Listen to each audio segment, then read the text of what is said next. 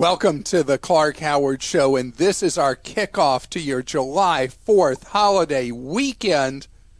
Our mission remains the same, though, even on a holiday weekend, and that's to serve you and empower you so you make better decisions in your life. And since it's Friday, you know what that means. It's time for our Clark Stink segment where you get to hear how much I've stunk it up. And later, I talked the other day about the changing landscape for employees. Today, I want to talk about what makes the real difference for you as an employer in keeping your employees, getting that loyalty out of them so that they will hang around instead of giving you notice or just suddenly stop showing up. And I want to say something leading in before you get into Clark Stinks. You know that you may remember that the 4th of July is my favorite American holiday. I feel so privileged and grateful to live in this great land of ours. I am the grandchild of 4 immigrants to the United States, all 4 of my grandparents born overseas. And the opportunity that this country has afforded me, it's just unbelievable. And, you know, it's said that life is what you make it, but not necessarily, because a lot of people, where you're born, controls so much about what you can become. In this country of ours, we're not perfect. There's a lot of things that we're a work in progress. We got a lot of improvement in front of us, ahead of us.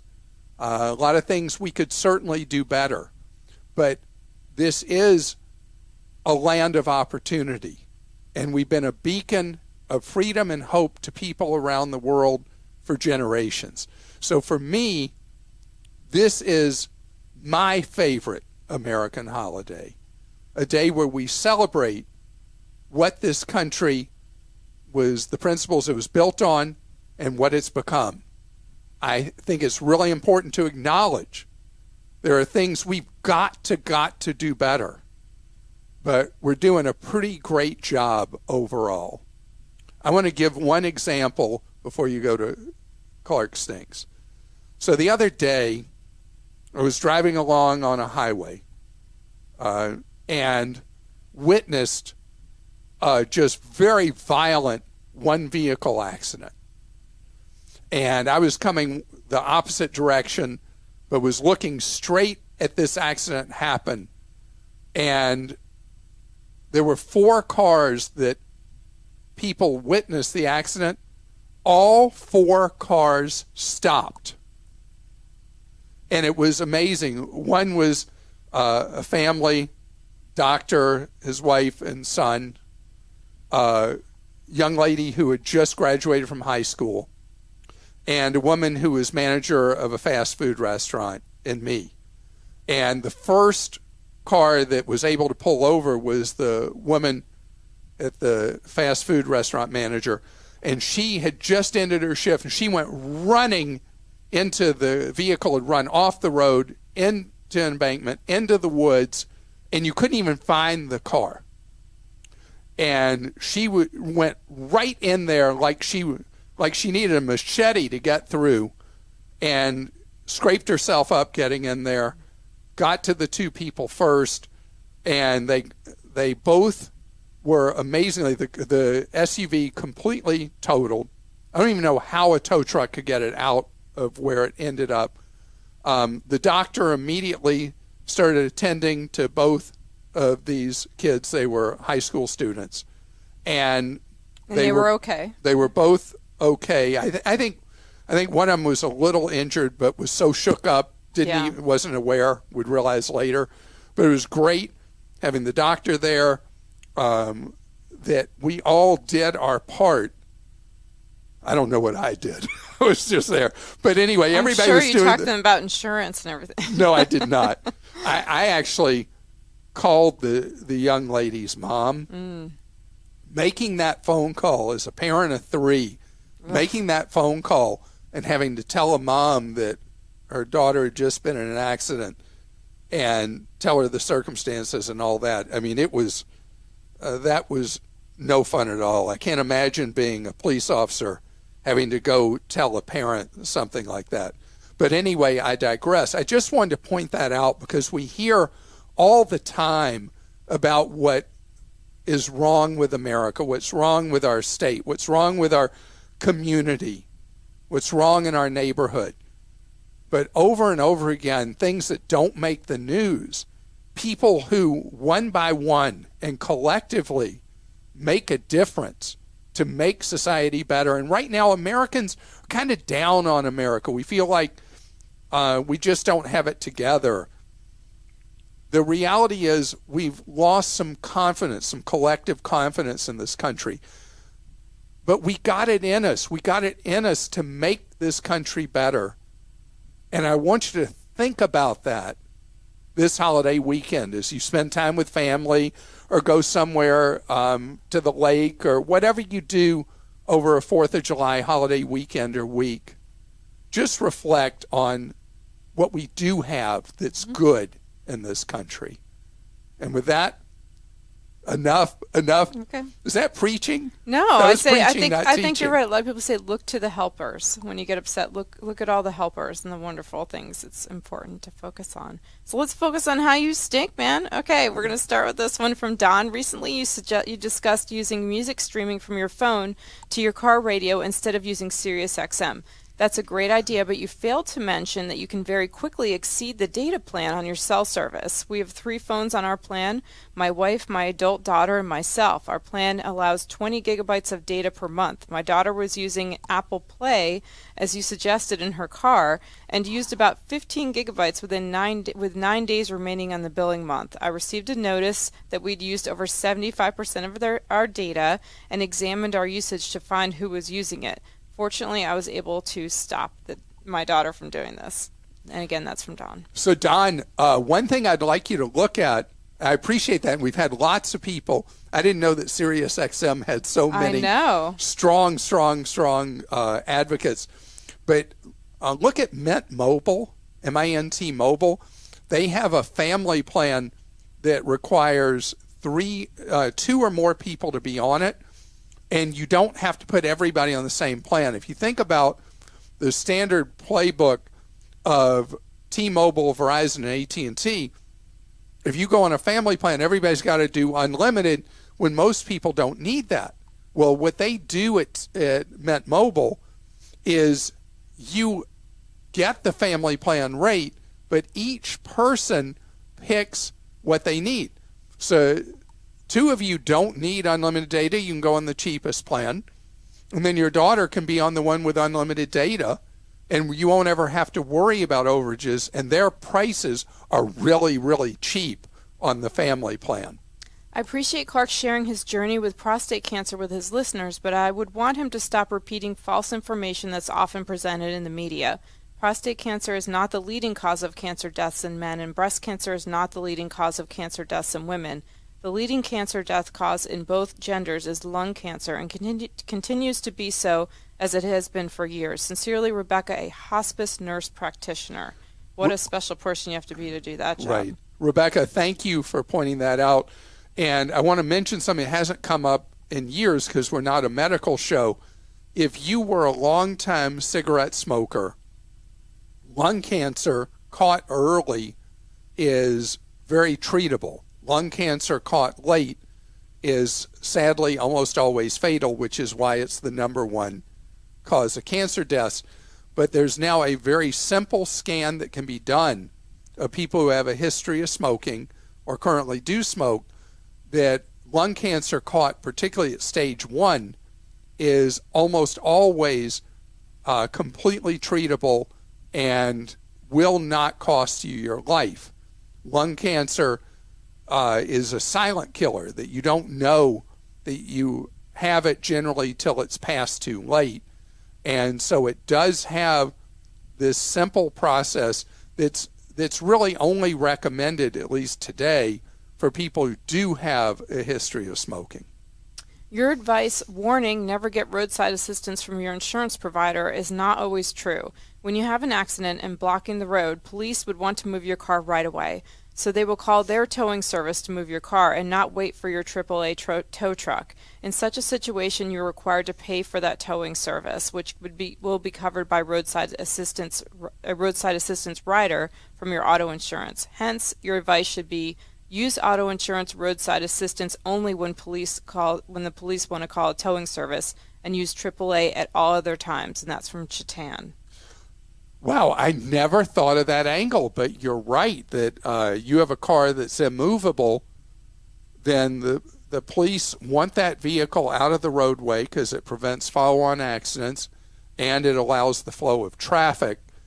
Now, some police departments have those big battering things on the front where you can have them, if your car is really beat up, you can have them just push it off to the side of the road for you. But that is a really clever idea. You're going to have an insurance claim anyway, so having the towing on top of it or roadside assistance on top of it will not cause the damage to your insurance that would be otherwise.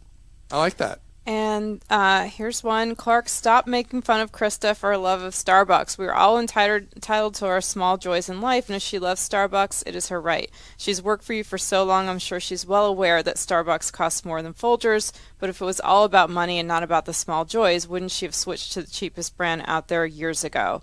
Perhaps I'm just speaking for myself, but your public commentary towards a dear friend can make the rest of us feel awkward or ashamed for the things we do splurge on. I'm sure we can all find some items that you choose to spend on because they are more fun and bring you joy. Cough, cough, Tesla, and I would say cough, cough, ice cream. Stop being such a Scrooge, but thank you for all you do to help us save money. And I did have another one. It was weird. I had a couple other people write in too saying that they thought you were mean to me.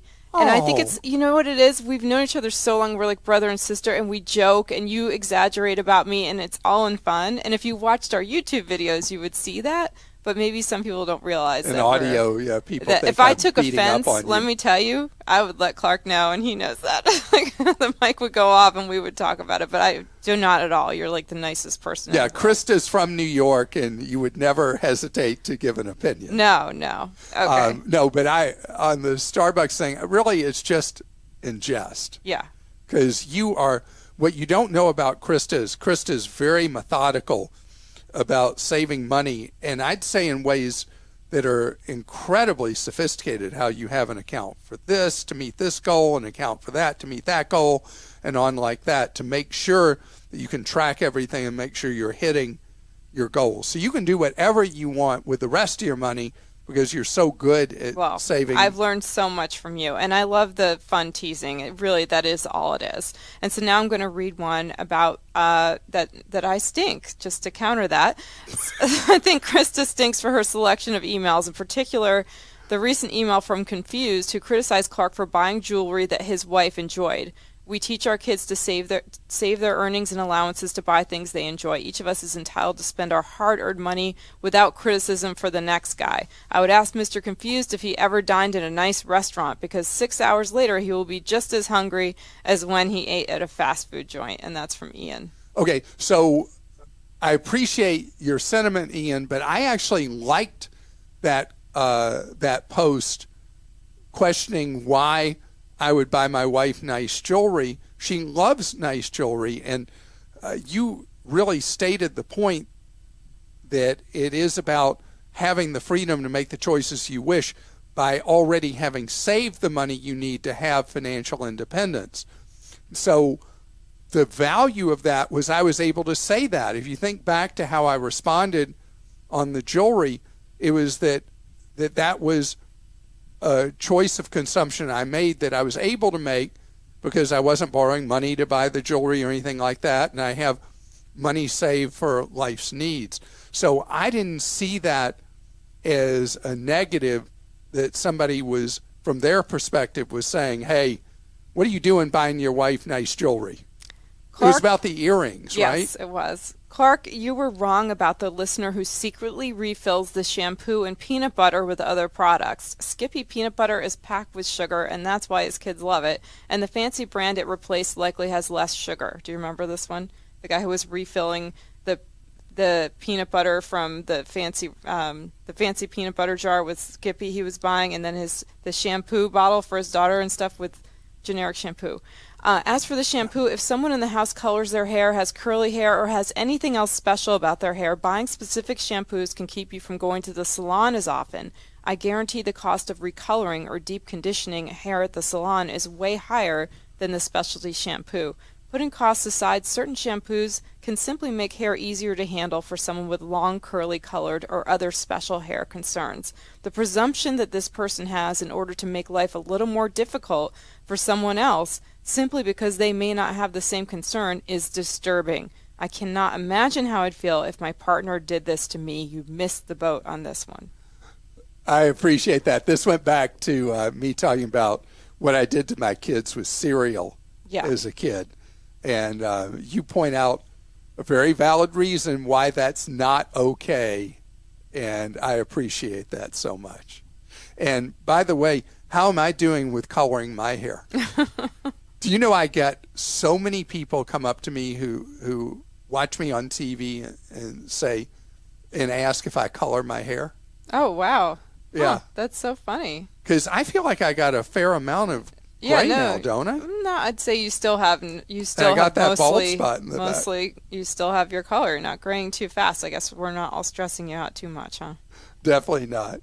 But I just think it's kind of funny because people feel so much like they know you so well from that they don't look at that as a weird question. Right, no. So how often do you color your hair? Yeah. I think that's really funny.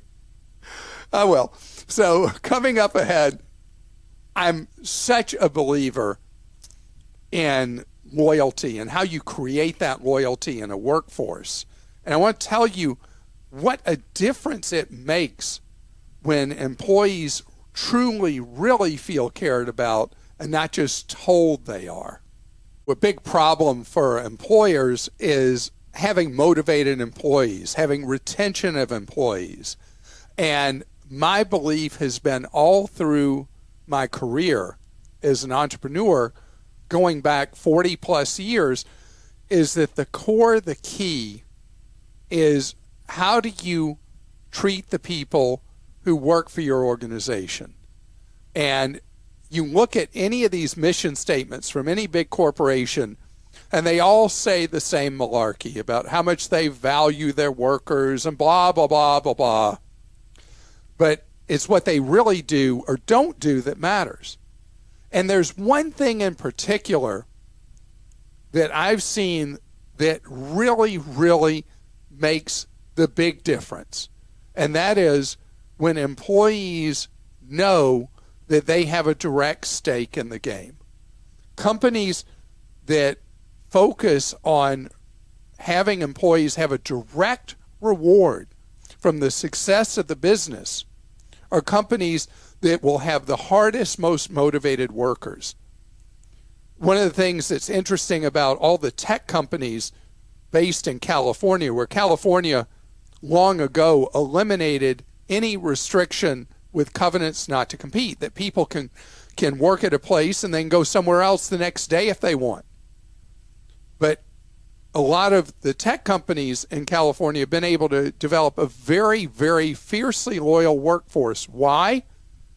Because people working there know that if the company does well, they get stock grants.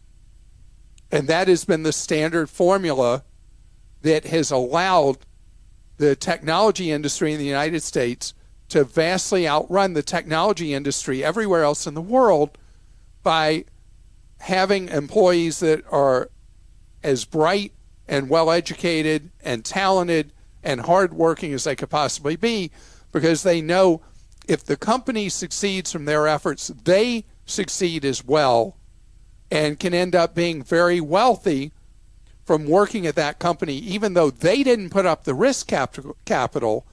It's their time in the workforce they put up. And if that company succeeds, they succeed. I think that among everything that I talk about that employers would benefit from more if they did more of this, that, or the other for their employees, having employees see the if-then, that if you do well, the company does well, you make more money.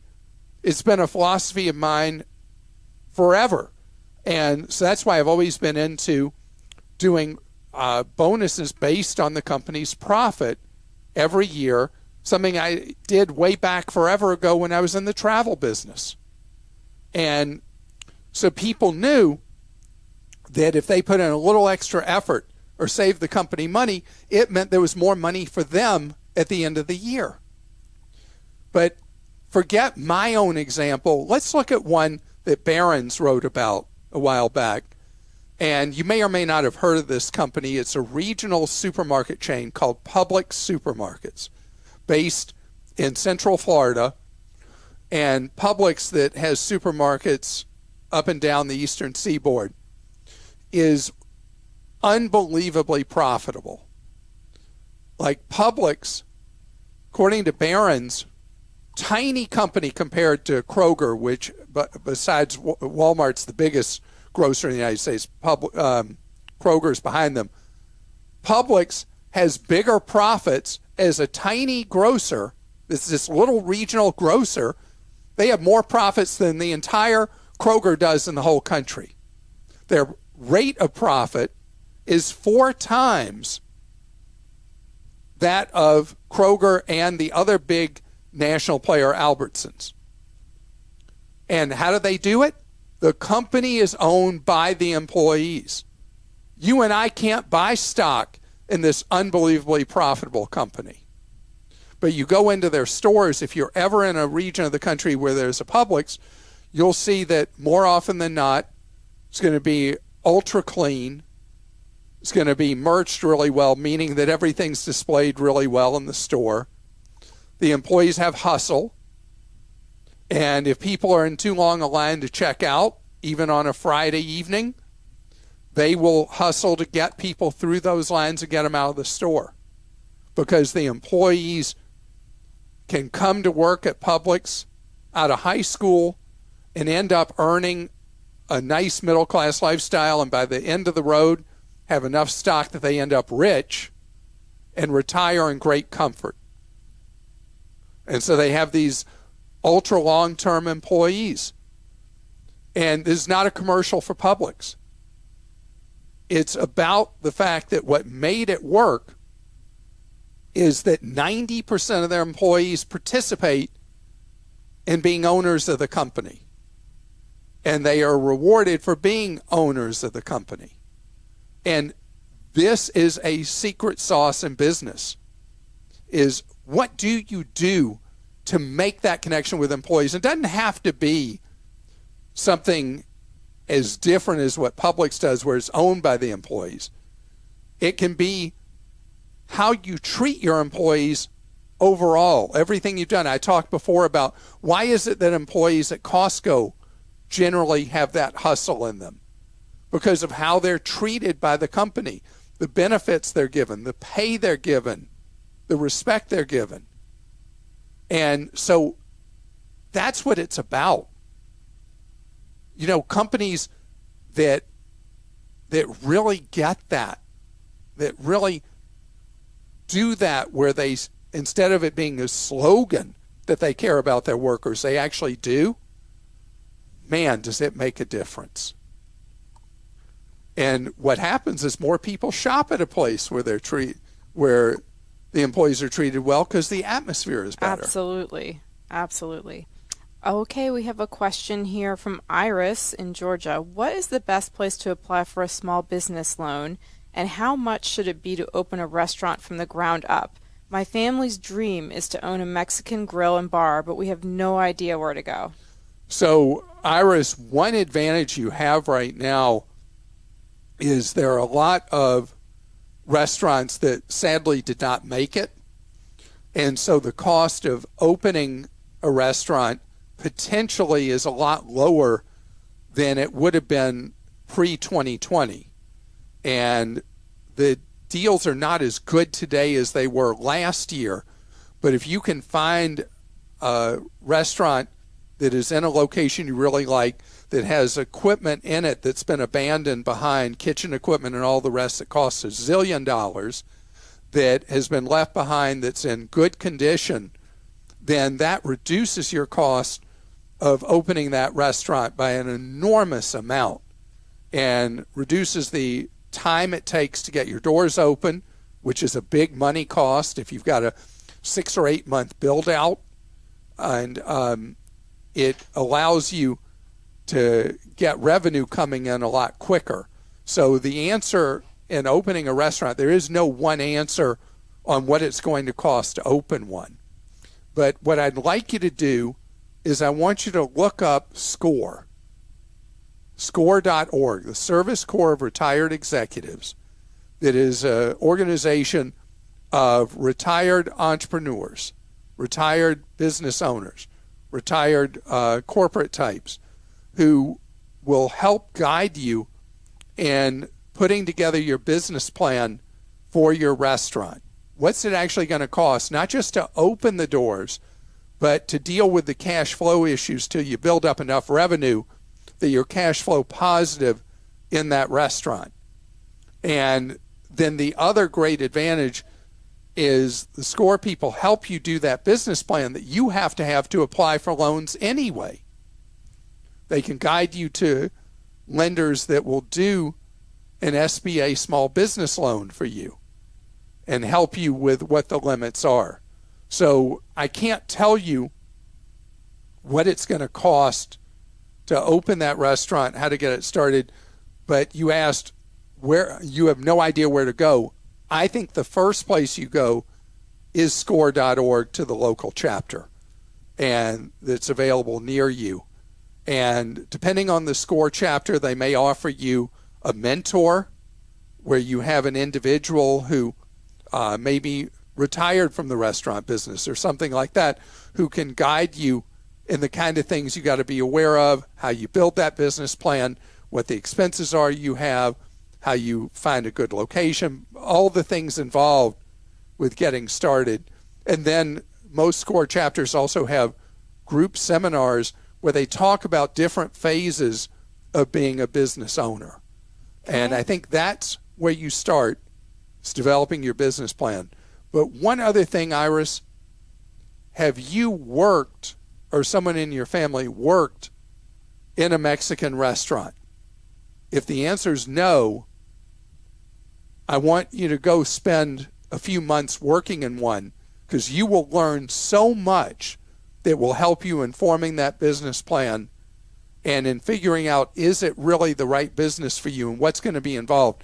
And you see the mistakes other people make, but you're doing it on their dime, working for them. I was also going to say maybe go to other towns where you wouldn't be competing and find some Mexican restaurants and see if the owners will do like an informational interview and like what mistakes they made and how they started their business, and that may help too. That's a great idea. This is from T in Maryland. Hi, Clark. I recently read an article about Arrived, which is a Jeff Bezos-backed startup allowing persons to invest in rental houses for as little as $100 for fractional ownership.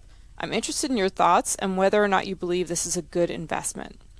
So, T, first of all, Bezos does, through his investment arm, have a small part of this, and it gives them the ability at Arrive to say, yeah, Jeff Bezos backs us. And so I wouldn't use that as the credibility that, yeah, so you should do this. So we've had a lot of questions about these groups before. This one works very similar to others. You pay a 1% commission on the money you put in. And I don't think anybody really just puts in $100. The idea is so that it's not an intimidating thing. You could put in $100, but it's really designed for people putting in low thousands of dollars to past $10,000 or more dollars, so that you are part of pooling money to own individual real estate properties that are generally rented out. There are a lot of private equity houses that are controversial in some parts of the country because they've been competing against individuals trying to buy homes, buying properties, and then turning them into rental houses. And that's what these people do. So you put in your money, you pay the 1% commission, then you pay ongoing expenses that usually in these, I'm trying to remember if this one's 8%, 10%. A lot of times that amount of money is taken by the organization, and then the rest of the net proceeds are paid out to the investors. So this is a way of being involved as a real estate investor, as a passive investor. And it is something that is not a scam. It's not a ripoff. It's a little expensive with paying the 1% up front and the share you have to pay. What's the alternative would be going into a real estate mutual fund or index fund where you would be in a much more diversified portfolio. But there's nothing at all wrong with doing this or doing the other one we've been asked about a lot, Fundrise, other than the fees can get a little pricey eating into the net proceeds that you and other investors receive. And I'd like to thank you so much for joining us on this July 4th holiday weekend kickoff podcast. Next week, well, I'm taking the holiday week off, so there will be no podcast next week. Hope you have a wonderful holiday week next week, and we'll be with you on next July 11th? Mm-hmm. July 11th. My father's birthday. Happy birthday to your dad.